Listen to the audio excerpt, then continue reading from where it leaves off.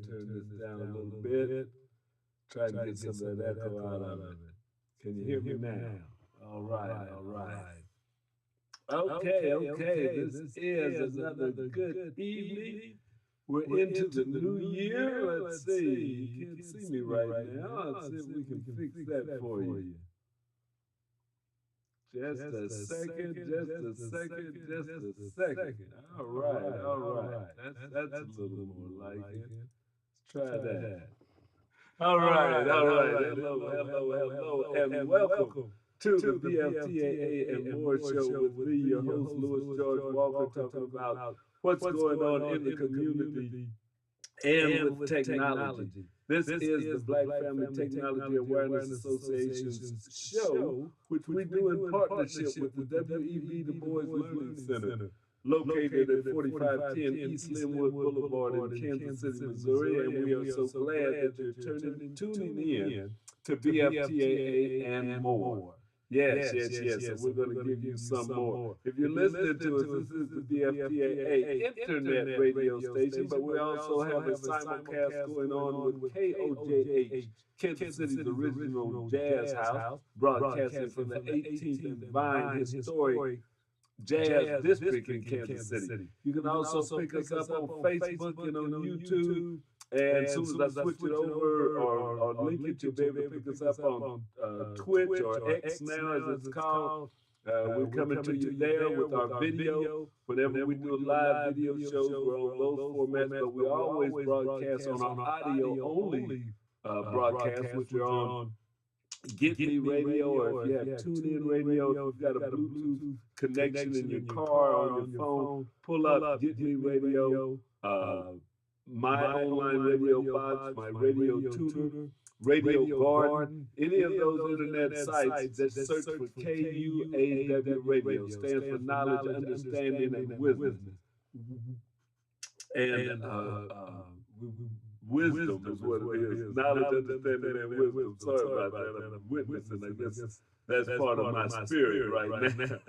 But yeah, so you can pick us up also on your Roku devices and on your Apple devices. Just look for KUAW Radio. You can also search for us if you have a smart speaker, like a Google or Amazon stuff. If you tell it to play KUAW Radio, and we'll come on there too. So there's a lot of ways that you can pick up KUAW Radio, and we're just so glad to be a part of what you're doing right now today, as we try and give families and people more to connection with the internet, with technology, with all the things that can be done with this technology. If we learn it, if we embrace it and work with it, that can improve our standards of living, that can help us with entertainment, that can help us with education, and you can make a good living in the STEM field. So be sure and pay attention to the things that are going on. I know a lot of people hear about AI. And sometimes you hear about that and you get nervous and say, well, I don't know about the AI. Oh, she's picking up an echo, she said.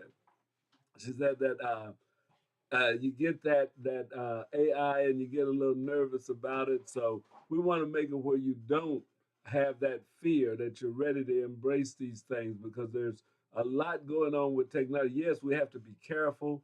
We have to make sure that we do things with some respect and with diligence as we look at it. But that, you say, what there? Okay. Yeah, that's my assistant that's working with me all the time, keeping me on track and getting the echo out of here for her, and I really thank her for that. All right. So we're going to get on with the show as we bring you a lot about technology and information. I've been impressed with some things going on in other cities, things going on around our city, and we have to do that. One of the things that got us started was being part of the Black Family Technology Awareness Week, and that was put on by the Black Family Technology Awareness Network, which we are still a part of, but that's what got us started with getting families, getting people involved in technology. And from that, we've started robotics teams, we've had workshops, we've had classes on basic computers, on drones, on coding, a lot of different things that we've done because we got excited about getting the community excited with technology. So we want to continue to do that in 2025. This is the first show of 2025, and we want to bring you good information. We also give you a lot of information that we get from NASA, the National Aeronautics and Space Administration, which we do that because of the research and development that is done through NASA has a lot to do with our lives. A lot of the microchips and work that we're working on now were advanced, starting with the space race and needing to do things faster and better. So we show you what's going on with NASA. Those are our tax dollars at work, and we're always proud to bring that to you. So we're going to start off with wrapping up the year of 2024 at NASA so you can see some highlights of all the things that went on last year on our Space to Ground program. And then we're going to get ready to talk about some of the things that will be happening as this year goes on and into the future. So right now, let us go and check out Space to Ground for the year 2024, the one that just passed, as we look at the highlights and get ready for 2025.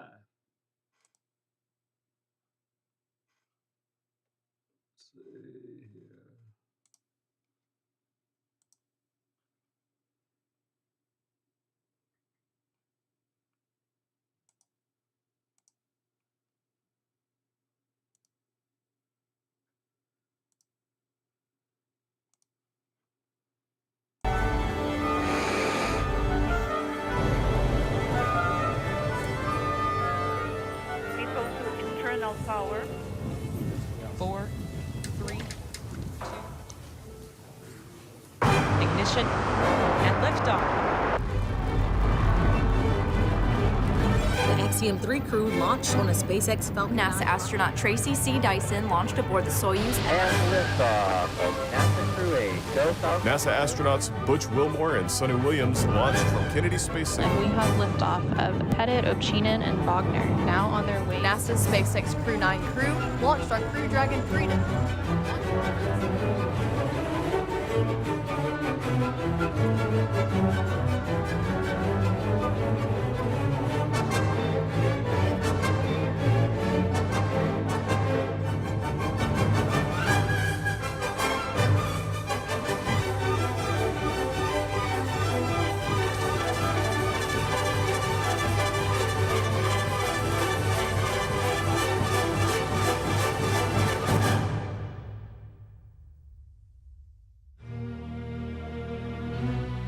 As NASA innovates for the benefit of all, what the agency develops for exploration has the potential to evolve into other technologies with broader uses here on Earth to impact our lives on a daily basis.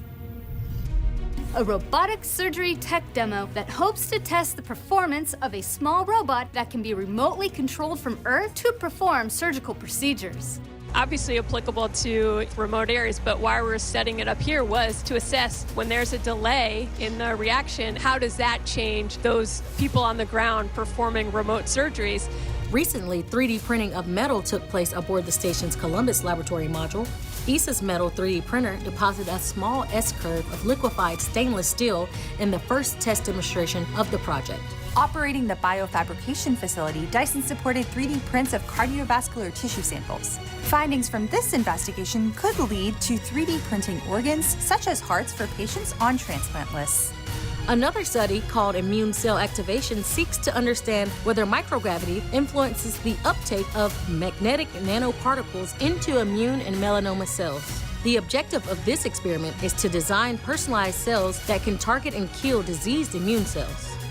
For more than 2 decades, the International Space Station has evolved into an advanced microgravity laboratory for human space operations and science.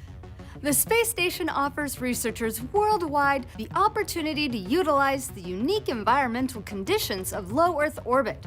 At any given time, crews in space and teams on the ground are supporting experiments across every major scientific field in the pursuit of discoveries about us, Earth, and the universe around us. Wow, look at that, holy cow. Wow, just look at the penumbra on the river there, and then into the blackness. unbelievable.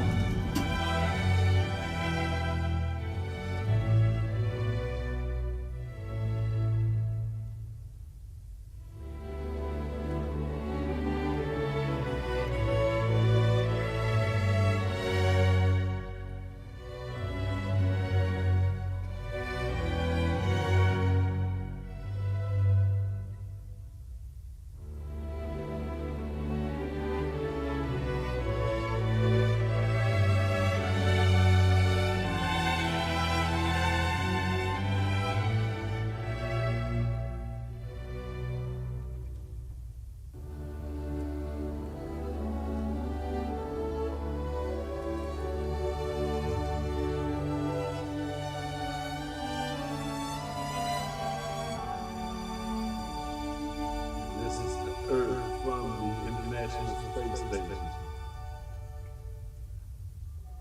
Lights over cities, high metropolitan areas, and then some of the area where we tell it's in the country, and not very many lights.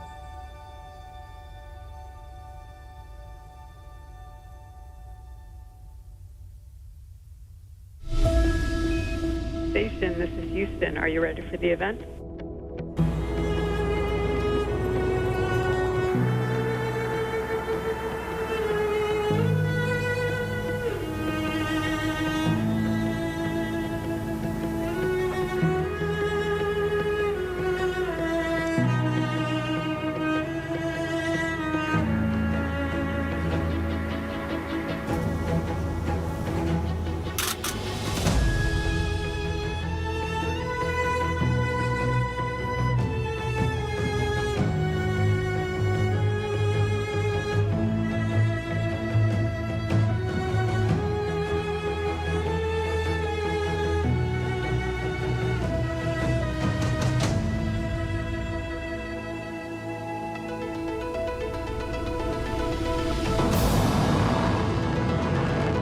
Have liftoff of the 87th Progress resupply vehicle to the International Space Station.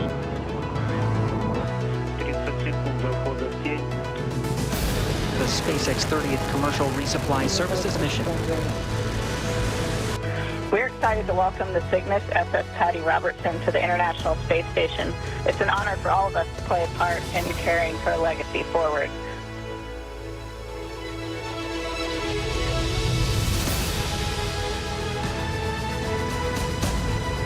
Wow, how about we demonstrate? From Dragon, we wish you the best of luck. So Laurel, we'll see you in a couple of weeks. Undocking confirmed. Laurel O'Hara back on Earth after 204 days in space. Endeavour departing. And splashdown.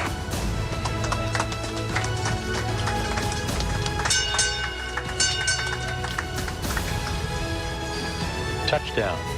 Tracy Dyson is home after 184 days in space on her third space flight.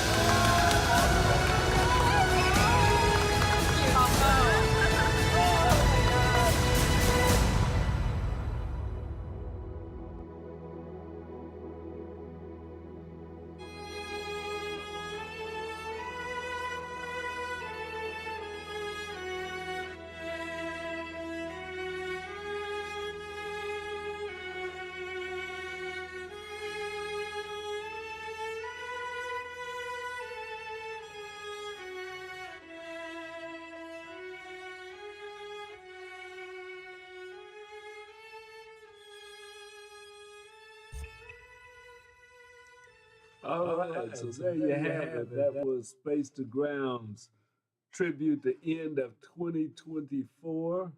See if we can get that off of your screen right now. Before your brain starts shutting down. Let's see. There we go. We get it out of the way. All right. So that was what was going on. That was Space to Ground, and we were glad to be able to show that to you. A lot of things went on in the space program. We had a lot of launches. We had a big setback, too, with the Boeing capsule that they launched, and they got the 2 astronauts up there, but they were unable to return on that capsule, and they're still in space. I think they're supposed to be coming back in February. But the capsule made it back okay, but they had some helium leaks or something they were concerned with, and they didn't let the astronauts return in the Boeing capsule. But SpaceX had successful launches and resupply of the space station and been able to send people up to space. So the United States is able to launch astronauts from the United States. Now, for a long time, we were launching from Russia, but we have one vehicle, and they're looking at doing another one. And that blue, I forget the other one that's they're working on. So we may have 2 or 3 vehicles or companies that are capable of leaving the United States and going into space. So that is a great thing. And also, they had a couple of delays on the Artemis program that's going to carry man back to the moon. That has set that back a little bit. I think it's supposed to happen in 2026 now. We'll check on that to see. Or it started off they were going to try and land, I think, this year. But I know we're another year off at least for Artemis to program that's going to take man back to the moon and to set up long duration stays on the moon. They're not just going to be going to the moon and picking up a few rocks and coming back. They're talking about long duration stays on the moon so that man will be there just like they are in the International Space Station, that people will be there for a long time, maybe years or at least a year away from planet Earth. They will have a couple of things working on their benefit. The end, though, is that they will have more gravity than they have at the International Space Station, where their muscles may not get weak as fast or it be such a permanent. If you notice on the one capsule or one astronaut they showed returning, that they had to carry her off at 180 days, 200 days, your muscles, they can't stand up, they can't walk, and it takes a few days for them to get their legs back together and their body back adjusted. So that's something that they have to work with as you talk about long trips in space. Is how is it going to affect your muscles, your body working in general? There were some interesting things too, though. You see where they're talking about doing the experiment that could lead to 3D printing of heart tissue. You know, that would be something if they could use a 3D type printer to create a heart for people that need heart transplants and stuff, those things. And it may be a long way off, but that's what they're experimenting on and starting to work with that may be coming up. So it was good to see all the things that happened in 2024, but we're going to be moving forward now as we move forward into 2025 and see what can be created there. I hope you're hearing me without an echo right now. I think my wife was saying that the microphone's a little bit farther away from me as I talk here. I got it there. I may need to, let me see if I move it in front of me, but then I can't work the keyboard to do the things I need to do with the keyboard if I put the microphone right in front of me. But let's see how that works. I don't know. We'll have to come up with a better situation here. See if I set it here. All right, maybe you can hear me a little better there. I get a little echo back myself from the speakers here, but we'll try and work up a little better sound system as we go into 2025. We want to do more with KUAW Radio, with the shows that we do, and with the way we're broadcasting. I know when I broadcast from my home location, I need to have a little better light. We could do better with the lighting. So there's some improvements that still need to be made, but we're just glad to be able to come to you. Now, we've got one more program from NASA that we want to show, and that we show every month so that you can do some stargazing. And wintertime is a good time for stargazing because actually the atmosphere is stiller. It's not the waves that you get from the Earth when the heat is rising and, you know, it's kind of wavy. So you can see out, it's kind of cold out there, but on a clear night, you can see millions and millions of stars and galaxies and other things that are going on in space. A lot of them you can see with the naked eye, and a lot more that you can see with binoculars and a telescope. So we want to know what you can look at in the night sky through January. we're going to go right now to What's Up from the JPL, the Johnson Propulsion Laboratory. And here we go now with What's Up from NASA.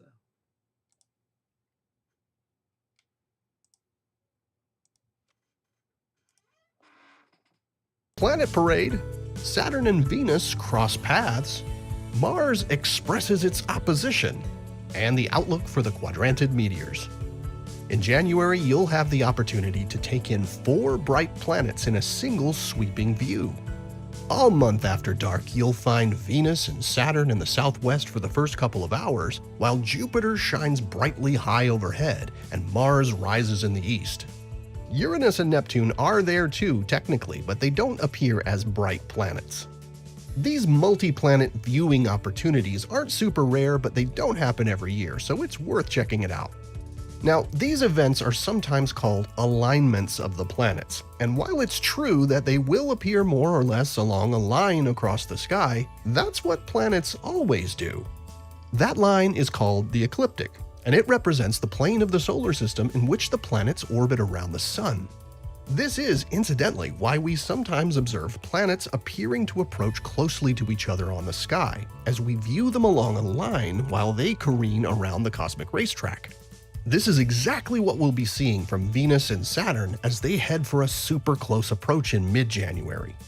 After the beginning of the month, they quickly get closer and closer each evening, appearing at their most cozy on the 17th and 18th before going their separate ways.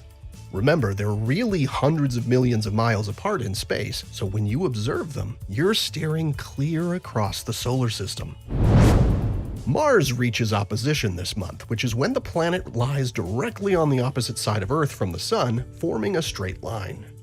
This is around the time when the planet is at its closest to Earth, making it appear at its biggest and brightest. For Mars, oppositions happen about every 2 years.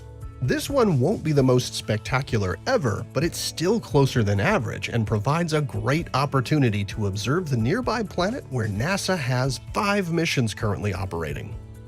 And on the 13th, the full moon cozies up to Mars, appearing super close to the red planet that evening. Across the US and eastern Canada, the moon will appear to pass in front of Mars over a couple of hours as the pair rise into the eastern sky. Mars will also be the lone planet in the sky on January mornings. You'll find it hanging out in the west in morning twilight. The quadrantid meteors peak in the early morning hours on January 3rd. Interference from moonlight won't be a problem, as the moon is a mere crescent and sets early in the night. The way to see the most meteors is to observe after midnight from clear, dark skies away from bright city lights and let your eyes adapt to the dark. The meteor rate will be highest as dawn approaches, and you'll see more meteors from rural locations than in the suburbs. Now, this is a shower best seen from the northern hemisphere, and observers in the Northwest and Pacific region will likely have the best viewing this year. Here are the phases of the moon for January. Stay up to date on all of NASA's missions exploring the solar system and beyond at science.nasa.gov. I'm Preston Dykes from NASA's Jet Propulsion Laboratory, and that's what's up for this month.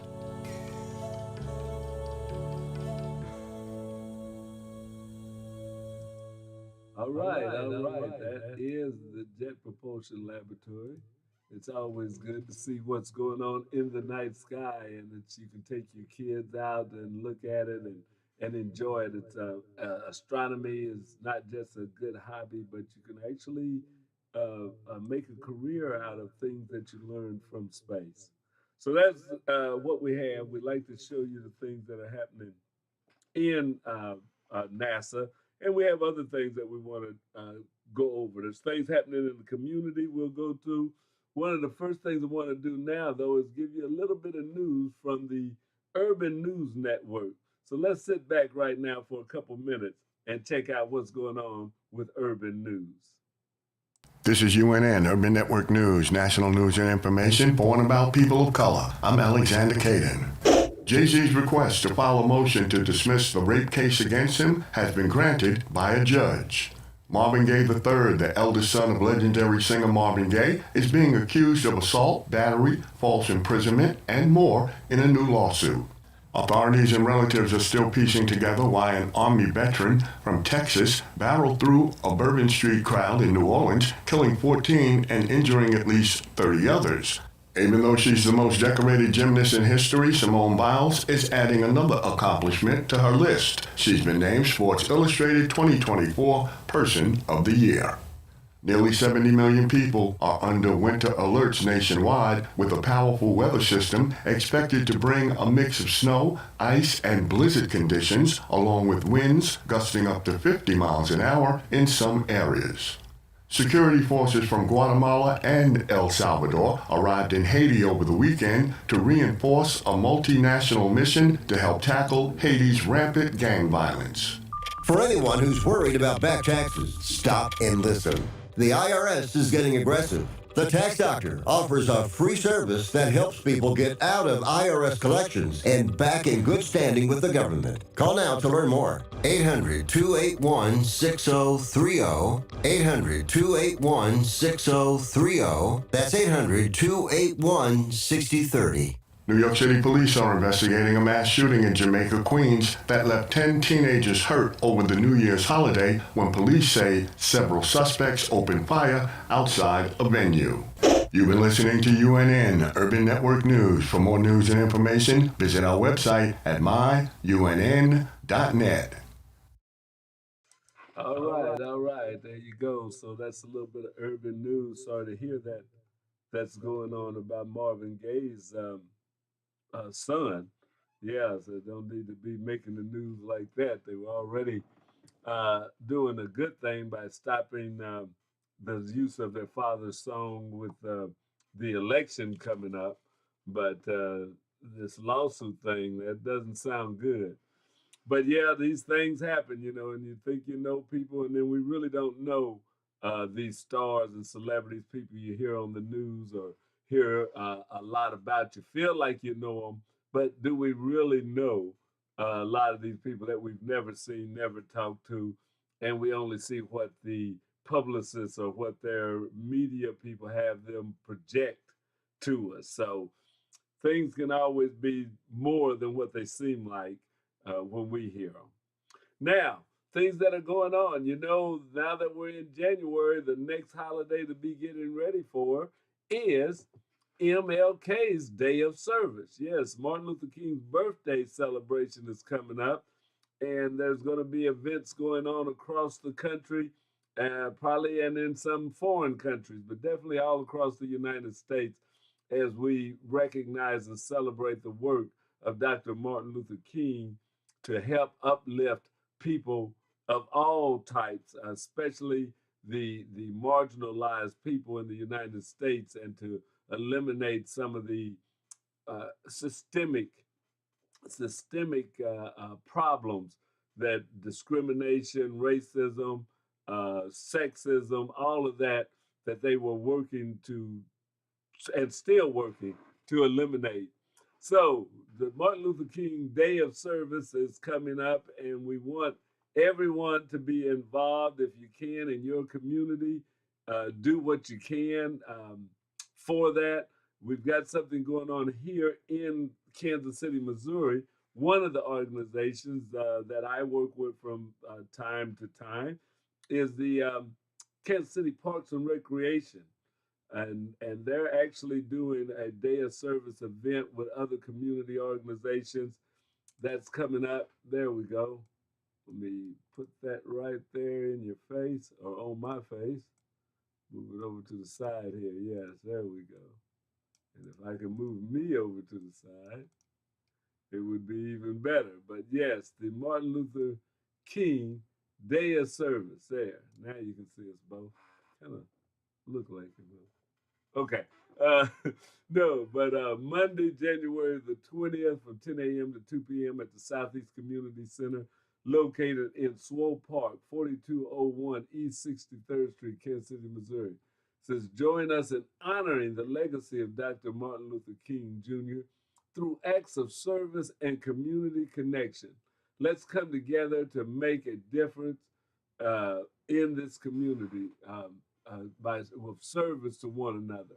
we will be creating love bags full of hygiene and period products, feminine period products that will be given to women in need of such things. So they will be making love bags with hygiene products, and they're also looking for donations. If you can bring pads, tampons,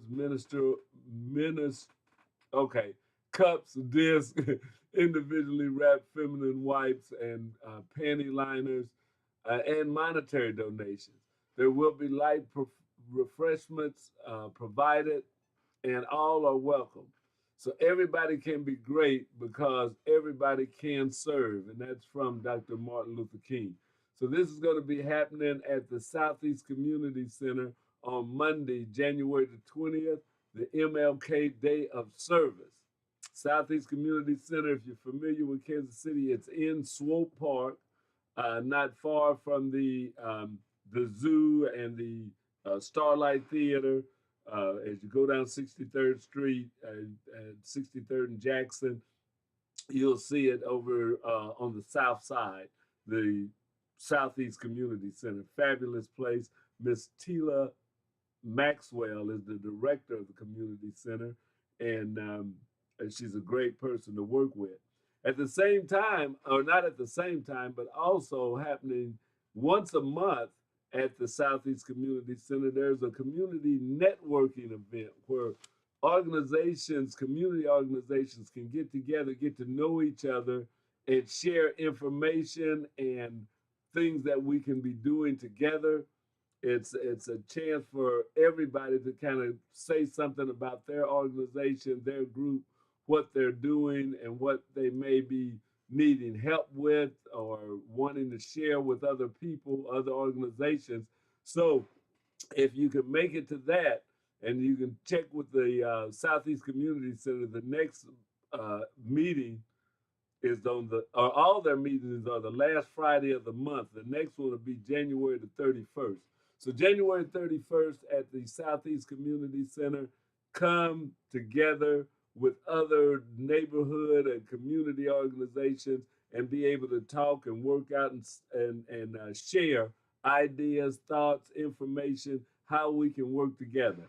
I want to say that we just finished a little more than a week ago with Kwanzaa, or is it about a week ago now? Because the last day was the 31st, so a little less than a week ago. Went to Kwanzaa events. I didn't make every night of Kwanzaa at the Gym Theater, but we were there three or four nights out of it, and it was really a great time. If you've never been to the citywide Kwanzaa celebration, you ought to go. You ought to go. At least go one night and just feel the love and the spirit of the place. When you're there for the citywide Kwanzaa celebration, it is a great time. There's just so much love in the air and people working together and coming together. So if you can get a chance to next year over Kwanzaa, yeah, come together. Come together. That's what it's about. Habar Ghani, to say, what is the news? What are we doing? And it's about getting refocused and regrounded into the village and the community and what we can do to help each other. It's not about any one particular thing. It's about coming together just to work together. So Kwanzaa is really a nice time, a nice celebration, and I enjoy it quite a bit. And we had a great time there. We met some people, and it's always a networking place too. I met a organization, a guy that is doing farming in Kansas City. So it's an African-American gentleman that has a farm, 27 acres right here in the city, in the city of Kansas City. And we talked a little bit, and he came and met with our kids because we work with youth in robotics and drones and technology on Saturdays. So he came down and spoke with our youth about how they use technology on the farm, how he's using sensors and Arduinos to track or to measure the temperature of the soil or of his compost mix, that it doesn't get too cold in the wintertime, how he can measure for different microbes or how the soil is doing. And we're going to work with them and probably try and get our kids to do a project working with gardening so that we can bring that technology into our day-to-day lives of how we eat, how we grow our food. It's one thing that you think about the computers and what they can do mechanically, but how are they helping us improve our food, improve the way we farm? And our young people need to know that. So we're going to be working together with the Sankara, I think it was Sankara Farms out on Nolan Road. But we're going to be working with them, trying to get a field trip out there. And also they're going to bring some projects in to show our young people so that our young people can get excited about something else that you use technology for. Because the more things you find that technology is involved in, the more active you may want to be in learning it, the more it may trigger young people to say, hey, this is a career path I want to go down. This is something I've got to be ready for. And if you can get kids excited about something that has to do with education, has to do with learning, then that's going to work out for their good. You never lose anything that you learn, and you don't know when you're going to use it, but it's not a waste to spend some time learning something new and trying to get more involved in different technologies, things like that. So that is a program that I want you to stay tuned to KUAW BFTAA. And if you have a young person that you think would like to be involved in a program like that, get in touch with us. You can reach us. You can call the radio station, leave a number, 816-599-6893. That would be the number. You can also hit us up on Facebook, KUAW-Radio, or the Black Family Technology Awareness Association, BFTAA, if you put that in. And send us a message, inbox us. You can email us at bftaa@sbcglobal.net or KUAW985@gmail.com. Those are ways that you can get in touch with us by phone, by internet. If you want to mail a letter to us, if you want to use the snail mail, we'll take that too. You can mail a letter to the Black Family Technology Awareness Association or KUAW Radio, Post Office Box 300166. That's P.O. Box 300166, Kansas City, Missouri 64130. And we will get that. We'd love to hear from you. Also, if you want to reach out to us and make a donation, please go to our website. You can click on the Donate Now button and make a donation to either KUAW Radio or the Black Family Technology Awareness Association and pay with your credit card or debit card. You can also send us a check if you'd like to, or mail us a $100 bill. We'll take any of that to help us do things in the community. We were able to get a grant, and we just finished at the end, excuse me, at the end of December, doing a computer class for adults, for seniors, 55 and over. We were able to present the adults that attended this class with a brand new computer. They got a brand new HP computer, not to give a plug to them, it's anybody's computer would do, but it's a 16 gigabit, Windows 11 on it, great computer. They got to take those home with them. We had a class and showing them how to get on the internet, how to create email accounts and how to basically use it. And we're going to reach back out to the same adults in the spring to have a refresher course. We're not just doing this one time and you take it and then it goes home, and if you forget how to use it, it just becomes a doormat. No, we're going to reach out to the same people to come back, and they should have some good questions about what they've been learning, what they've been doing, and how they want to go further in it. But we do classes for adults. We're going to do more of those, but they were able to get a brand new computer. We gave out 8 computers. We're also, our young people that were involved in our robotics program, and they're using our iPads for coding and stuff, or coding and other research.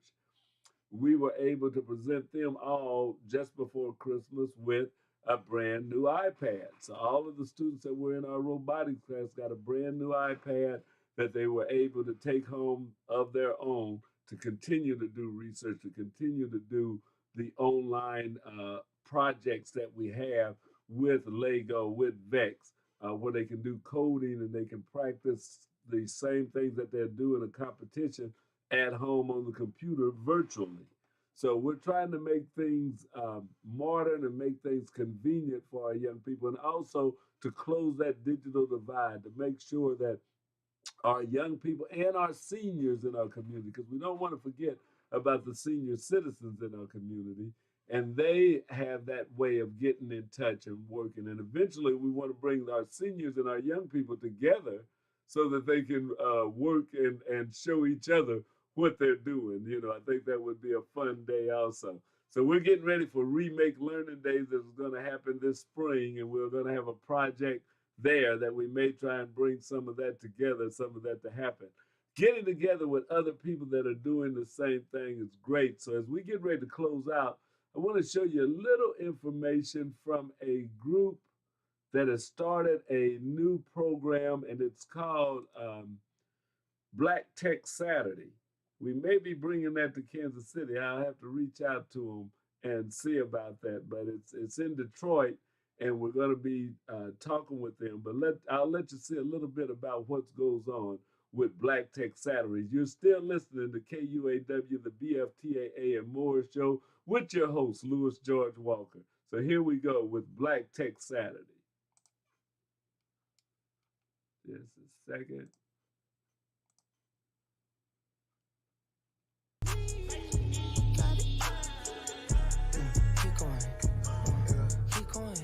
Good morning, Pancakes and Politics. We are so excited to join you this morning.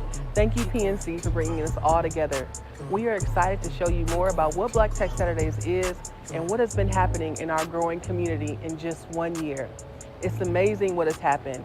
People have found their co-founders. Hundreds of people have gotten jobs, and millions of resources have been dispersed into the community from us gathering on Saturday. And we're really happy to share that with all of you all so you can learn more. Since its start, Black Tech Saturdays is in a space of intergenerational connections.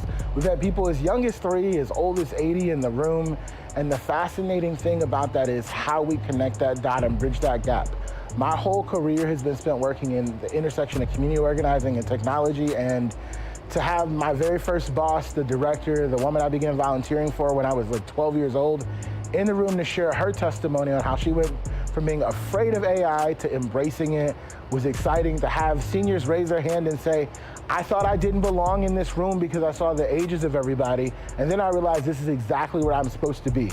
Technology allows us all to get connected, and it's powerful what's happening here. To me, it's what I feel is community. I feel people learning. I feel people thinking and growing. I love being in learning environments in general, so feeling people like actually putting their minds together to come up with solutions for Detroit and then other urban communities is amazing to me. So it's a very high positive energy. We need to come together and create innovative ways to be able to foster our communities and better serve our communities alongside with the new things that's starting to pop up. We have been oppressed people, and I don't care what's going on. This is our time to rise and shine.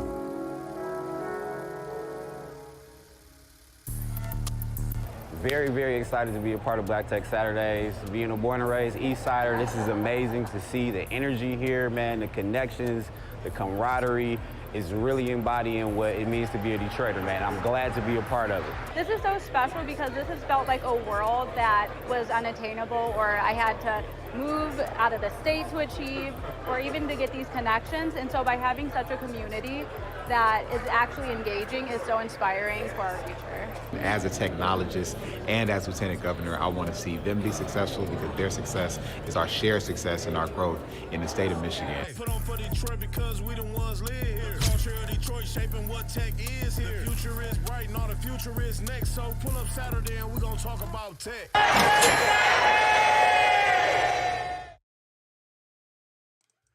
All right, that was Black Tech Saturday. Something that really looks good. It goes on in Detroit, and I saw on their website they also have a Black Tech Saturday in Baltimore, Maryland. So if you're an organization in Kansas City and that sounds good, we may have to think about a Black Tech Saturday, a Black Tech Sunday, a Black Tech Friday, a Black Tech Day that we can do on a regular and bring some of the new things that are happening in technology to the community. So I want to put it out there. Hopefully we can work together and make it happen. So Black Tech Saturdays, keep looking for it. Keep looking for it. I think Black Tech Saturdays, Kansas City sounds pretty good to me. But we also want to just make sure that our community stays aware, stays involved, and connected. So thank you for listening to the BFTAA and More show. We're glad that you're here. We hope that you would join in with us every Monday from 5 to 5:45 for BFTAA and More. And continue to listen to KUAW Radio, Kansas City's global community radio station, where you hear shows like this. You also hear some of the best in smooth jazz, the blues, old school music. So be sure and check us out. This is Kansas City's global community radio station, BFTAA and More, on KUAW, Knowledge, Understanding, and Wisdom Radio. Talk to you later. Have yourself a great evening.